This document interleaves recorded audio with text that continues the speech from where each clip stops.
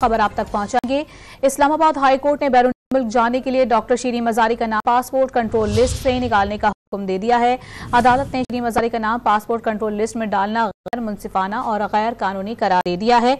आपको बता रहे हैं कि इस्लामाबाद हाई कोर्ट ने बैरून मुल्क जाने के लिए डॉक्टर शीरीन मजारी का नाम पासपोर्ट कंट्रोल लिस्ट से निकालने का हुक्म दिया है। मजीद तफसीलात हासिल करेंगे डॉन न्यूज़ नुमाइंदे उमर मेहताब बर्नी से। उमर, बताएगा इस हवाले से मजीद क्या तफसीलात हैं? जी देखिए, शीरीन मजारी के बैरून मुल्क जाने में हायल रुकावटें दूर हो गई। इस्लामाबाद हाई कोर्ट के जस्टिस ताज महमूद जहांगीरी ने शीरीन मजारी की दरख्वास्त पर महफूज फैसला सुनाया और उनका नाम पासपोर्ट कंट्रोल लिस्ट में डालना गैर मुंसिफाना और गैर कानूनी करार दे दिया।